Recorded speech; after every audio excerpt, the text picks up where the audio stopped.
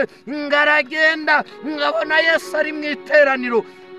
Arangije ngo yikubita imbere y'ibirenge bye, aramwinginga, aramusaba, aramubwira ngo akakobwa kanjye karenda gupfa, ndakwinginze ngwino ugakize. Yiyambura icyubahiro, yiyambura amapeti yari afite, aca bugufi ya Yesu. Yesu aramwumva, hanyuma ngajyana nawe. Iyo dusomye ijambo dusanga hari undi wari waragerageza ubuzima bwose, afata amafaranga yari atunze ngo yari arwaye, ayatanga mu bapfumu, agerageza guhura n'abavuzi, ariko ngo ntibagira icyo bamumarira, ngarushaho kubabazwa n'abavuzi. Ngo igihe kimwe aribwira ngo ninkora kuri Yesu ntago nkeneye kurebana nawe, ngo ninkora ku myenda ye ubuzima bwanjye burakira. Uko yibwiraga mu mutima niko byamugendekeye.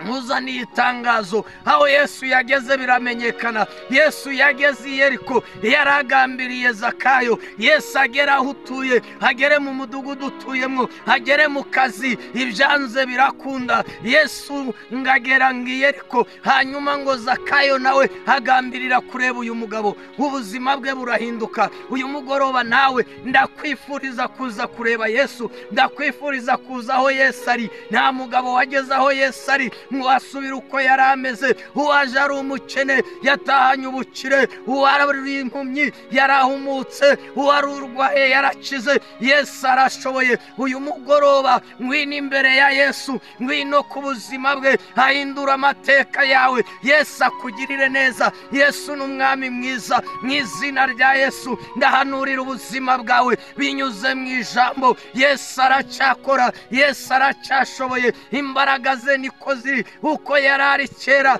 n'uyu munsi aracyakora, aracyatanga agakiza, aracyavana muri karande, aracyahindura amateka y'ubuzima, aracyakora imirimo n'ibitangaza. Impumyi ziracyahumuka, ingumba zirabyara. Yesu aracyakora, uko yakizaga n'ubu nikakiza. Zakayo ngiye kubasuhuza mu izina ry'umwami wacu Yesu Kristo. Bakunzi ba channel yacu, uyu ni wa mwanya mwiza wo kongera gusangira namwe ijambo ry'Imana. Kuri uyu munsi tunejejwe n'Imana mu mutima, yongeye kutwemerera kuboneka imbere yanyu, imbere y'imbaga nyamwinshi, abari hafi ndetse na kure. Ndagira ngo twitegure kugira ngo dusangire ijambo ry'Imana. Nje uyu munsi tujye kuganira ijambo nditwa Iyakaremye Evangelist, umukozi w'Imana w'umuhamagaro. Hanyuma Imana yashize amagambo ku mutima wanjye tujye kuganiraho, ariyo dusanga muri Luka igice cya 19 n'umurongo waho wa mbere. Aravuga ku nkuru za Zakayo. Munyemerere adusome aya magambo, hanyuma mbere yuko nyasobanura tubanze dusirime Imana. Mutwe w'amagambo aravuga ngo ibya Zakayo. Umurongo wa mbere aravuga ngo Yesu agera i Yeriko arahanyura, nuko hariho umuntu witwaga Zakayo, yari umukoresha w'ikoro mukuru kandi yari umutunzi. Ashaka kureba Yesu ngo amumenye, kuko yari mugufi, ntiyabibasha kubera abantu benshi bari kumwe na Yesu. Nuko ariruka abanyuraho, yurira umuvumu ngo amurebe.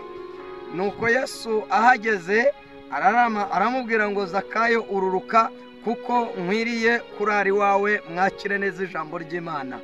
Mana, turagushimiye, tuguhaye icyubahiro n'ikuzo, tuguhaye amashimwe kuko uri umwami w'abami. Uyu ni wa mwanya mwiza w'ijambo ry'Imana kuri channel, ndetse n'umwanya utwemereye ko twongera kuganira kuri iri jambo. Turakwinginze kugira ngo ntaba ari twe, ahubwo aba ari wowe ugaragara. Ijambo ryawe rigere ku bari hafi, rigere ku bari kure, kandi umuntu uri bubashe kuryumva ribashe kumubohora, rigira ahantu rimukura naho rimugeza. Niyo mpamvu tuguhamagaye kugira ngo mwami, iri jambo rigire agaciro mu mitima yacu kandi rigwize imbaraga. Ngwino ubane nanjye ugiye kuvuga iri jambo, ntaba ari nge ahubwo ubwiza bwe bugaragare, mu izina rya Yesu Kristo. Amena. Hanyuma rero tugiye kuganira kuri iri jambo dusanga muri Luka igice cya 19 n'umurongo waho wa mbere. Jambo riratubwiye ngo nuko Yesu agera i Yeriko arahanyura. Haratubwira ngo hariho umuntu witwa Zakayo, umukoresha w'ikoro mukuru.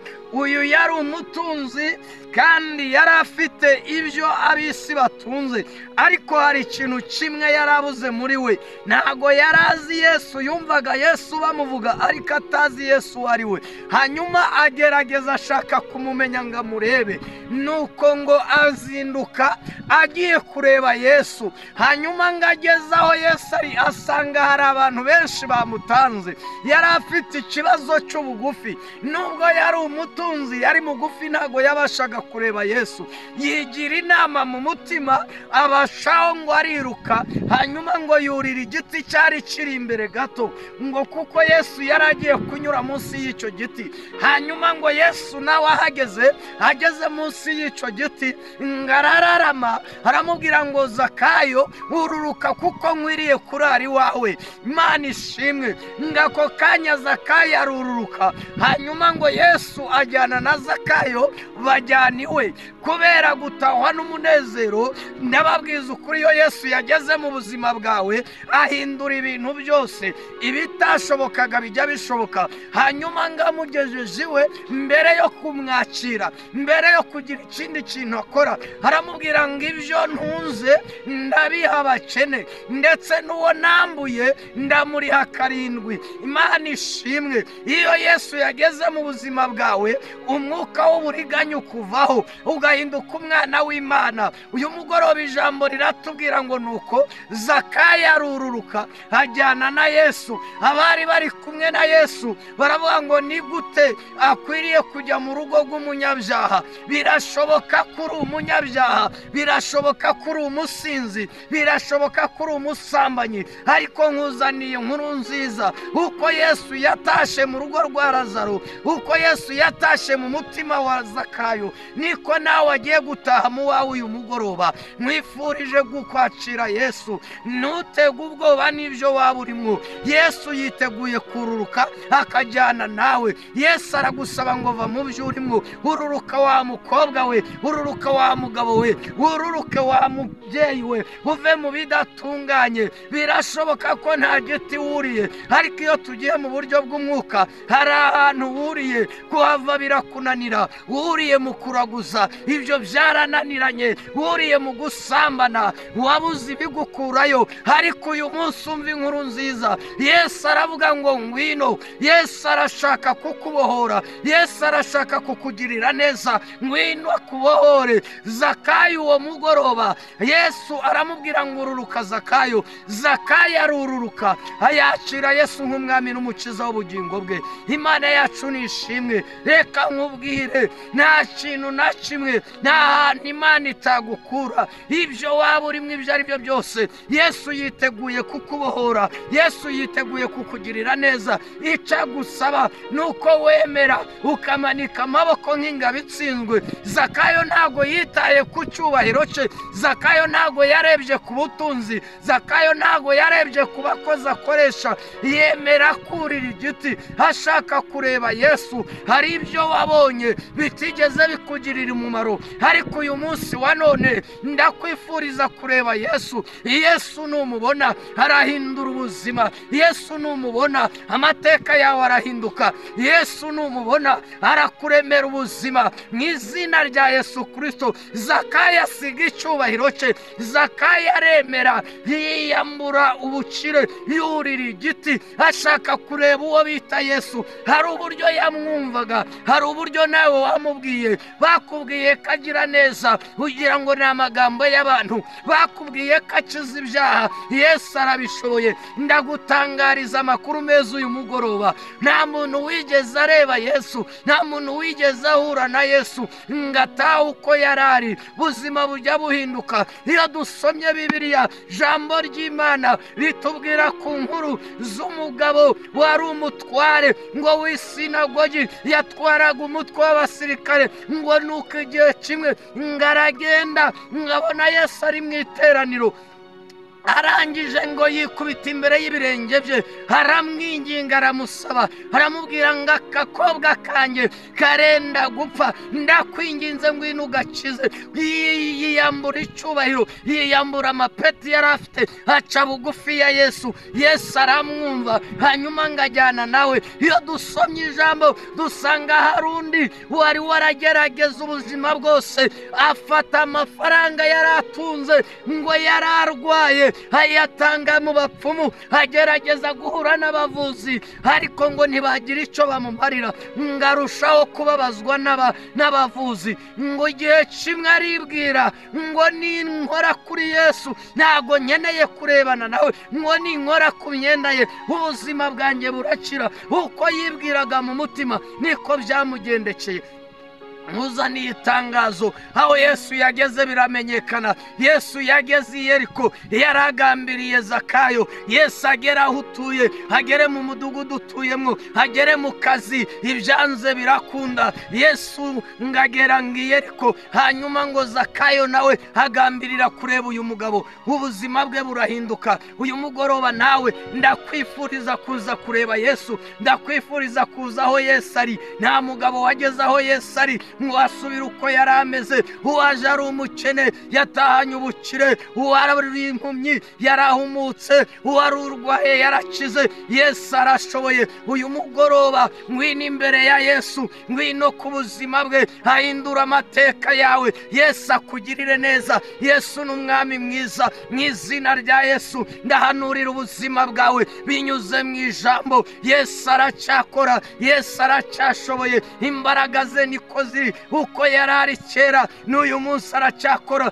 aracyatanga agakiza, aracyavana muri karande, aracyahindura amateka y'ubuzima, aracyakora imirimo n'ibitangaza. Impumyi ziracyahumuka, ingumba zirabyara. Yesu aracyakora, uko yakizaga n'ubu nikakiza. Zakayo arururuka ajyana na Yesu. Nawe ndahamagara, nawe ndaguhamagara, mukobwa ndaguhamagara, musore ndaguhamagara, mupapa mubyeyi, ibyo waba urimo Yesu aragushaka. Yesu aragushaka, arakubwira ngo ururuka uve mu busambanyi, ururuka uve mu businzi, ururuka uve mu kuraguza, ururuke wumve Yesu. Yesu ni wowe wari gushaka, Yesu ni wowe wari guhamagara. Uyu mugoroba ukubera umugoroba udasanzwe, ngwino wakire Yesu nk'umwami n'umukiza w'ubugingo bwawe. Ahindura amateka, ibyo bari bakuziho uyu munsi birarangira mu izina rya Yesu Kristo. Nari ngufite ijambo rivuga ngo uko yahinduye ibya Zakayo nikaje guhindura ibyawe. Uko yatanze agakiza kwa Zakayo, Zakayo arakizwa, Zakayo arabatizwa, Zakayo yuzura umwuka wera,